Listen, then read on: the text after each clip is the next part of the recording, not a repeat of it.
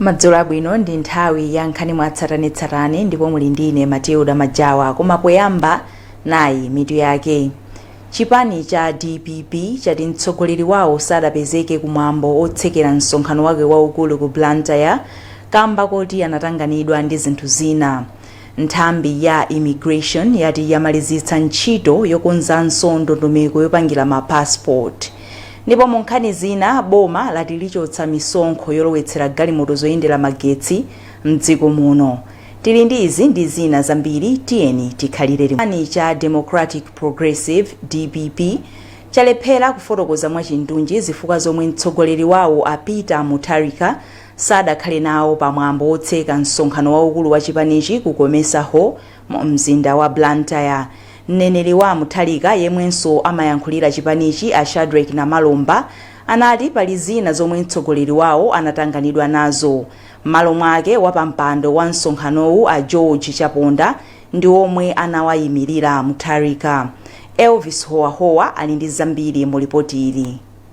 Achaponda omwe agonja pa chisankho cha wachiwiri kwa mtsogoleri wa chipanichi mchigawo chakumwera auza Times kuti Mutharika sanafike ku msonkhanowu kamba kuti atangwanika ndi ntchito zina. Mutharika omwe analibe opikisana naye pa mpando wa mtsogoleri wa chipanichi anatsekulira msonkhanowu la Mulungu. Mwazina anthu omwe ku msonkhanowu zasankha mkulu wakale wa polisi a Peter Mukhito kukhala mlembi wa mkulu wa chipanichi. Anthu omwezi zasankhanso a Joseph Mwanamvekha kukhala wachiwiri kwa mtsogoleri wa chipanichi ku chigawo chakumwera, Mary Navicha kukhala mtsogoleri wa amayi mchipanichi komanso Alfred Gangata kukhala wachiwiri kwa mtsogoleri wa chipanichi mchigawo chapakati. Achapi Mhango analibe opikisana naye pa udindo wa wachiwiri kwa mtsogoleri wa chipanichi mchigawo chakumpoto. Wachiwiri kwa mtsogoleri wa dziko lino a Michael Usi wachenjeza mchitidwe olowetsa ndale za ngongole za NIF. Ausi ati ngongolezi zikuyeneka kupindulira nzika zonse za dziko lino posatengera zipani za ndale. Festo ni malekezo wadza ndi zambiri.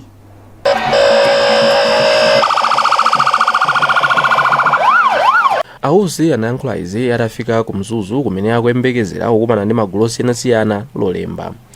Iwo anati cholinga cha boma ndi kufunisisa kuti mabizinesi ang'onoang'ono apite patsogolo powapasa ngongole zopanda chikole.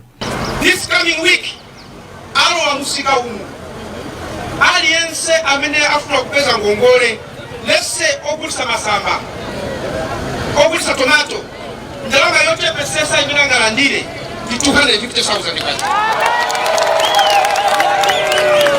And we are saying tipange zimene zonse with speed chifukwa anthu akuvutika. Kenaka Ausi anapempha anthu amene amasatira chipani cha UTM kuti akhale ogwirizana ponena kuti mtsogoleri wawo Malemu South Chilima analokonda mtendere. Ausi anayimanso pa Gender Trading Center mboma la Nzimba amene anayankhulanso ndi anthu osiyanasiyana. Powalandira atafika ku Mzuzu, mfumu Thula inati akuyembekezera kuti Ausi apitiriza zimene Achilima amachita. Mwa magulu ena Ausi akuyembekezereka kukumana ndi achinyamata, mavenda, amayi komanso ophunzira pa sukulu ya Kachenjede ya Mzuzu. Akangoyamba kuti Ausi abwere ku chigawo chakumpoto chiwasankhireni ngati wachiwiri kwa mtsogoleri wa dziko lino.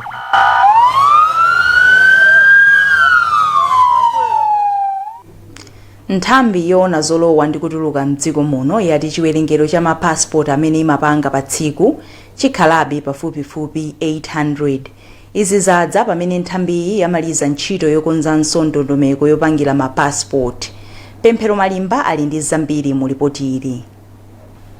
Poyankhula pamene amatsimikiza zakumalizika kwa ntchitoyi, wofalitsa nkhani wa nthambi yoona zolowa ndi kutuluka mdziko muno a Wellington Chiponde anati kuchuluka kwa mapasipoti amene nthambi imakonza sikusintha. Komabe a Chiponde anatsindika kuti ali ndi chikhulupiriro kuti mizere italitali imene kupezeka m'maofesi ake ichepa m'malo onse atatu omwe nthambiyi ikupereka thandizo lake.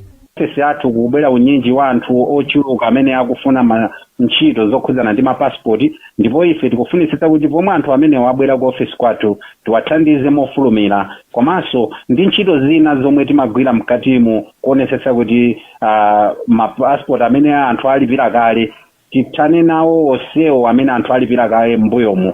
Posachedwa apa wapampando wa komiti yoona za chitetezo ya ku nyumba ya malamulo Salim Bagas anati mavuto okhudza ntchito yopanga mapasipoti angachepe, boma lidawonjezera zipangizo zopangira mapasipotiwa. Koma mneneri wa boma Moses Kunkuyu anatsindika kuti boma likuchita chilichonse chotheka kuti zinthu zisinthe ku nthambiyi, ndipo anapempha anthu kuti akhale ndi mtima wodikira kuti aone kusintha ku nthambiyi. Mwezi wa Februwale chaka chino nthambiyi idayimitsa ntchito yopanga mapasipoti kamba ka mavuto ena, ndipo ntchitoyi idayambiranso mwezi wa Machi. Pofika mwezi wa Juni chaka chino nthambiyi idapanga kale mapasipoti okwana 24,000. Mfumu ya mzinda wa Lilongwe a Esther Sagawa yadzipereka kuonetsetsa kuti ntchito zachitukuko zimene zikuchitika mu mzindawo ndi zamakono. Asagawa ati konsolo ya mzindawu ikugwira ntchito limodzi ndi kampani zomangamanga pofuna kuthana mwansanga ndi kusamvana kumene kungadze. Taufik Chipinga walemba ripoti ili limene akuwerenga ndi Brenda Kayo. Asagawa ati konsolo ya Lilongwe ionetsetsa kuti ntchito yomwe ikugwiridwa mu mzinda wa Lilongwe ikhale yapamwamba. Feyo chimene taonetsetsa nchonera zoti project ineleso imene yayambidwa imalizidwe isakayime chifukwa choti palibe ndalama zokwanira, ndipo ife tililede unena kuti tapatse support yoyenerera ma contractors athu kuti atipatse ntchito yabwino makamaka powapatsa sewonso malipiro nthawi yabwino.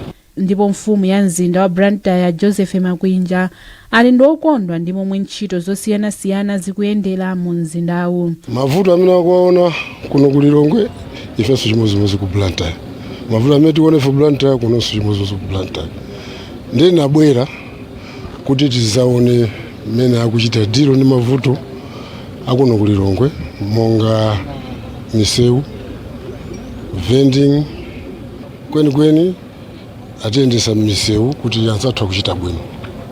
Chifukwa akuyamba project imodzi akumaliza project iyo osakhala panga moduladula koma kumaliza plus anima project monga lero tayenda project zonse chipera 7. Ena mamalo omwe adayendera ndi St. Lord, Bombay Street ku area 2.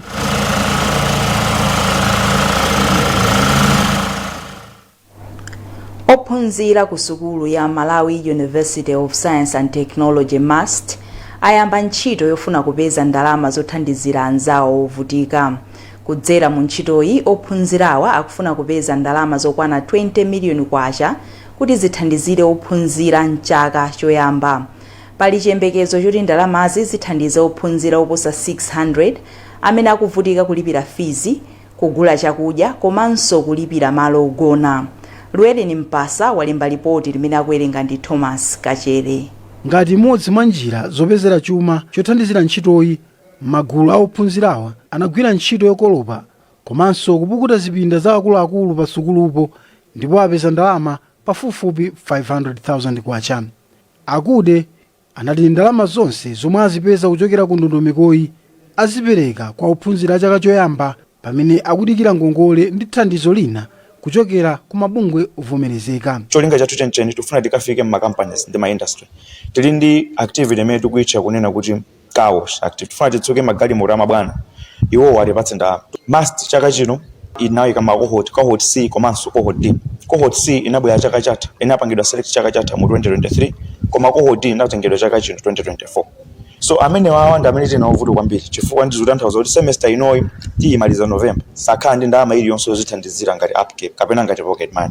Ndikuona tikufuna tithandizane kunena kuti ife ngati ma students pokawa kuti vuto tikuliona oyambe lina ndife tibwere poyera tigwire ntchito kangachepe kamene tingapeze tithandizirane ma students tokhatoka titukulane moyo wodzipitirira. Mtsogoleri wa MUST Student Society of Disaster Risk Management Priska Namukopwe apempha mabungwe ndi anthu ofuna kwabwino kuti athandize kampeni iyi.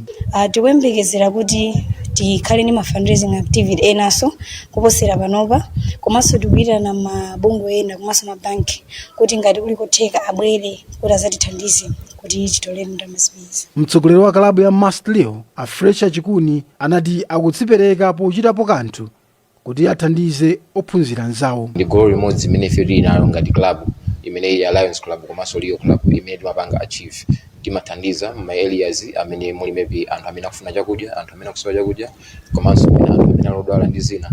Ndi skulu ila tifika tinaona zonazo kuti afika pa chinthu chimene ife chili pa mtima pathu chomwe timachikonda kuchichita. Ndalama zonse zimene zipezeke kuchokera ku ntchitoyi ziperekedwa kwa ophunzira kuti ziwathandizire pamene akudikira thandizo kuchokera ku boma. Anthu ena omwe analandira nawo ndalama za mtukula pa khomo mu nthawi ya mliri wa COVID-19 ati miyoyo yawo yasintha. Awa ndi anthu omwe analandira ndalamazi kudzera m'mapulogalamu a COVID-19 Urban Cash Intervention ndi Price Shock Response. Ntchitoyi anayikhazikitsa m'mizinda ya Lilongwe, Blantyre, Zomba komanso Mzuzu. Feston Malekezo ali ndi zambiri. Tikasoweka ngachomene upangiri wa machitiro ya vinthu nga pati pagulu kusheya ndalama nyengo zinji tikaliera nanga. Awa ndi mayi Fanny Sieni amene ndi wapampando wa gulu la Timasilila Savings and Loans Group mu mzinda wa Mzuzu. Mayi Sieni omwe ali ndi ana asanu anati kupyolera upangiri umene anatola kuchoka ku mabungwe monga Comsip, gulu lawo lamba kukwanirisa kudziwa mmene angayendesere chuma cha gululi. Gululi tupakadali pano lili ndi ndalama pafupifupi 4.6 miliyoni kwacha. Vana vane wose kwa sono kusuzikanauka cha kulera olo ndalama iyi nkuyisanga ndithu mndondomeko yake iwemi.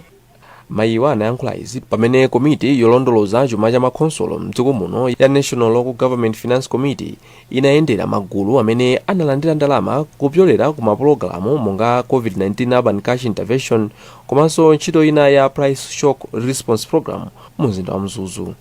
Wachiwiri kwa wapampando wa National Local Government Finance Committee Mayi Lilian Coffey anati magulu obwerekesana ndalama akumadera ali ndi kuthekera kopitisa patsogolo chuma cha anthu m'maderamo. Titaona zinthu zambiri zimene akupanga azimayi, ineyo ndinokhutisidwa kwambiri ndi zimene taona chifukwa taona kutukuka kumene kukhalapo pa mabizinesi amene akupanga azimayi. Ndikhoza kungwalimbikisa magrupu enawo kuti nawonso apitirize kulimbikira kumamveranso zimene akuwauza alangizawo kuti azipindula mochuluka. Ndipo mkulu wa Comsip Tennyson Gondwe anati ntchito yawo ndikuonetsa kuti ndalama zimene magulu ngati awa amalandira zikhazikike ndipo zibweretse chuma mawanja a anthu m'madera. Zinthu zikhale zokhazikika pali njira ziwiri zimene tikupanga. Wanu yoti tilimbikise maphunziro chifukwa munthu akaphunzira amakhala wozidalira pa chuma ndi zina zotero. Komanso magulu akakhala okhwima mwina akhale mwina ngati ma cooperative chifukwa akhala ngati cooperative azipanga zinthu pa iwo ngati cooperative komanso azizikaso ndi boma kuti atha kupanga zinthu zambiri zoti zizioneka kwa anthu komanso kwa kudziko. Chifukwa chaichichi that's why tikulimbikisa maphunziro komanso kuti magulu amenewo akhale ma cooperative. Programu ya COVID-19 Urban Cash Intervention ndiyo yamba kuchitika mdziko muno imene inapereka ndalama kwa anthu ovutika amene ndamatauni. Mukuonera nkhani mwa tsatanetsatane kuchokera kuno ku Kanema wa Times TTV. Tipitiriza kupasirani nkhanizi zikatha. Your child's sunny days. Parapain Baby swoops in, specially formulated to chase away pain and bring back the smiles. Uniquely developed so that it doesn't contain a drop of salicylic acid, ensuring the safety of our children. Whether it's fever, teething discomfort, or tummy troubles, our hero is on the case, ensuring your little one feels better, faster, with a taste kids love. But remember, it's not a sweet. Parapain Baby is designed for easy intake, chewed or dissolved. Brought to you by Mwai Pharma. Parapain Baby. Tough on fever, gentle on tummies. Of course, Blue Band is amazing on toast. Duh. But did you know there's more? Blue Band can do your topping and your frying and stir frying and mixing. Blue Band for stewing, baking sauces, also grilling and toasting. Nice in matoke and ugali and tilapia. That's right. For breakfast, lunch, dinner, snacks. Tasty, crispy. Want a bite? Mmm. So yummy every time with omega-3 and omega-6 vitamins all for free. We use it anytime with healthy G. I'll be cooking up a song for my family. Yes, Loani. Siko mota kulandirani. Sorry, ndipanita. Bwanji goti. Cholembera chino bwana. Ife tu ma office muno timagwirisa ntchito zolembera zake zimene. Cholembera ichi ndi cha bundle. Zolembera za bundle zakazi kukutumikirani kwa nthawi yayitali. Pano ndikulengeza kuti tabwera ndi zolembera zatsopano zomwe zili m'mapangidwe awiri, classic ndi winner. Zolemberazi ndi zokongola zolemba bwino komanso zolemba nthawi yayitali.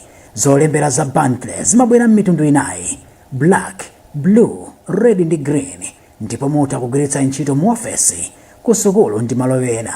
Akupanga zolembera za Bantle ndi a Euro Industries, kampani yeniyeni ya Chimalawi. Gulani katundu wopangidwa ku Malawi konkuno kuti mutukule dziko lanu.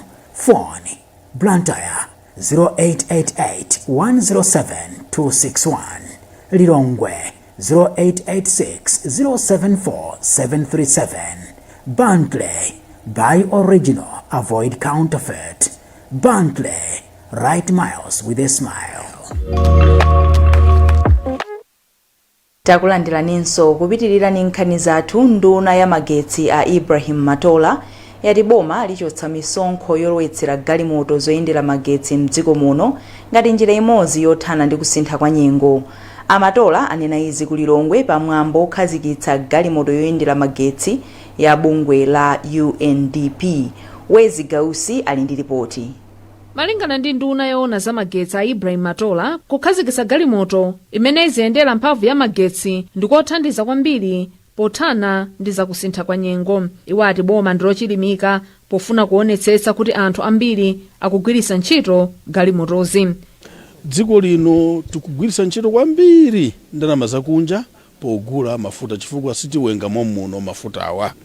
Ndiye kubwera kwa magalimoto ngati amene wawa, thumba la makobiri akunja likhala kuti talifewesako, talipumisa po magula mafuta ankhani pa mwezi timaononga malitala kapena tingoti $60 million pa mwezi kuti mafuta aja akwanire mudziko muno.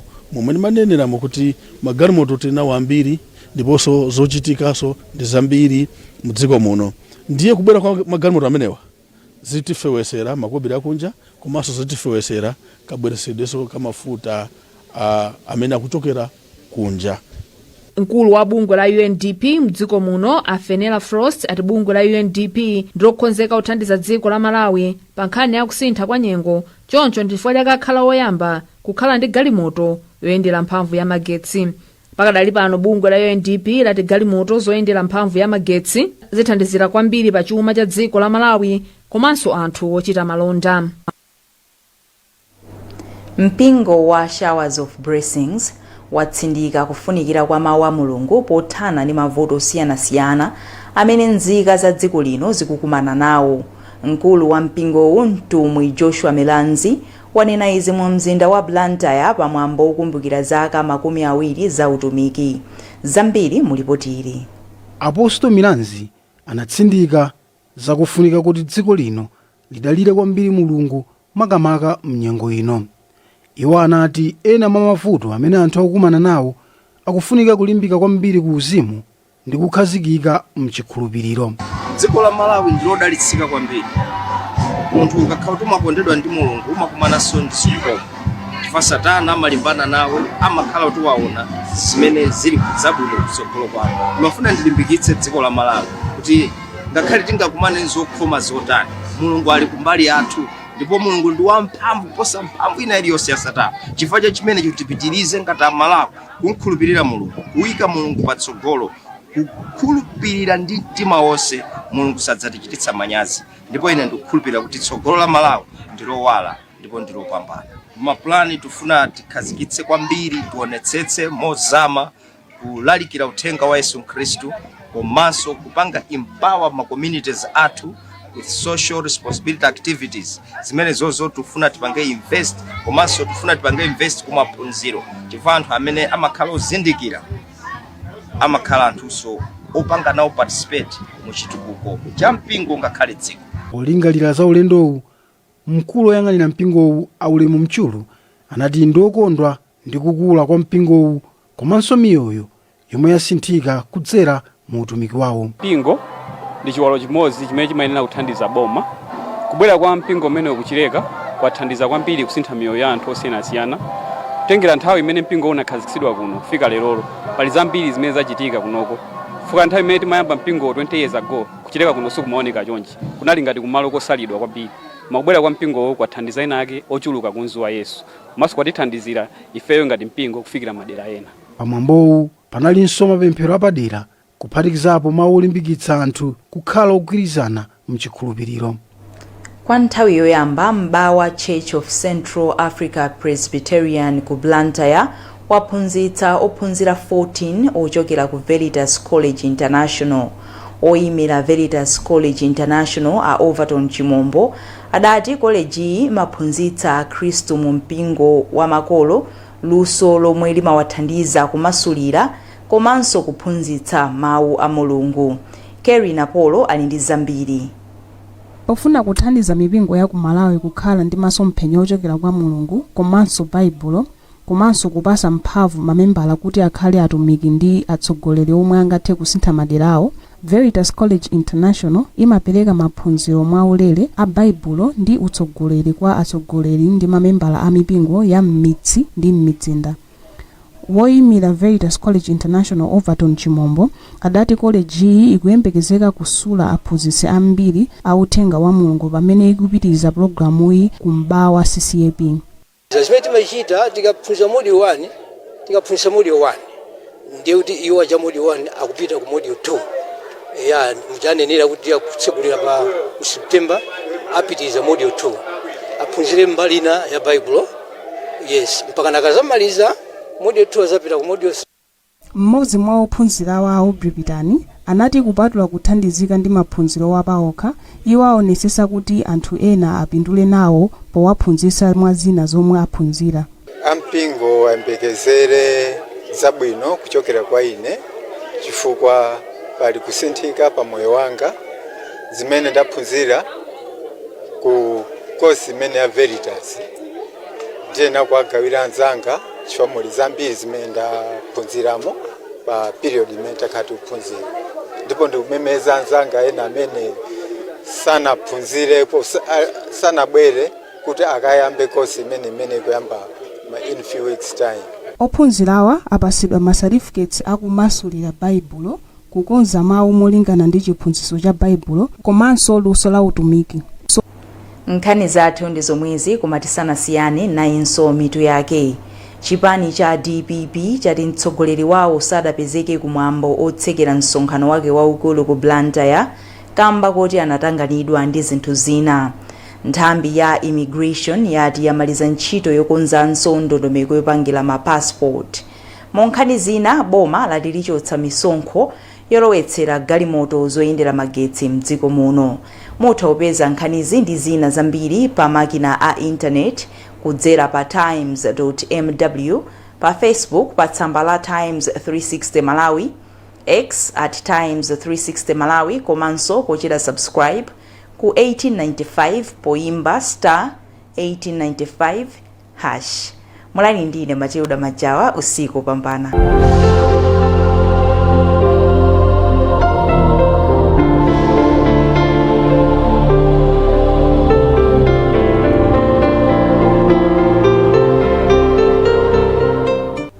Ndi nthawi ya zanyengo ndipo muli ndine Mwayigowelo.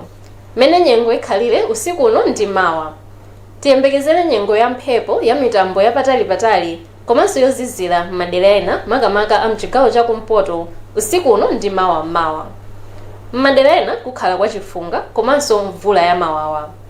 Mawa masana kuzakhala kwa nyengo ya mphepo ndi ya mitambo yapatali-patali. Mphepo iziwomba kuchokera kuvuma. Kutentha kwa nyengo. Ngabu kutentha pakati pa 18 degrees Celsius ndi 31 degrees Celsius. Blantyre kutentha pakati pa 14 degrees Celsius ndi 26 degrees Celsius. Lilongwe kutentha pakati pa 10 degrees Celsius ndi 26 degrees Celsius. Mangochi kutentha pakati pa 18 degrees Celsius ndi 28 degrees Celsius. Ndipo kunzuzu kutentha pakati pa 8 degrees Celsius ndi 25 degrees Celsius. Lachitatu tiyembekezere nyengo ya mitambo mchigawo chakumpoto. Nthawi yakutuluka ndi kulowa kwa dzuwa mawa pa 20 August. Mzuzu kutuluka 4 minutes to 6 kulowa 20 minutes to 6. Lilongwe kutuluka 1 minute to 6 kulowa 19 minutes to 6. Blantyre kutuluka 5 minutes to 6 kulowa 28 minutes to 6. Zanyengo ndi zimenezo ndipo munali ndine Mwayigowelo. Usiku wopambana.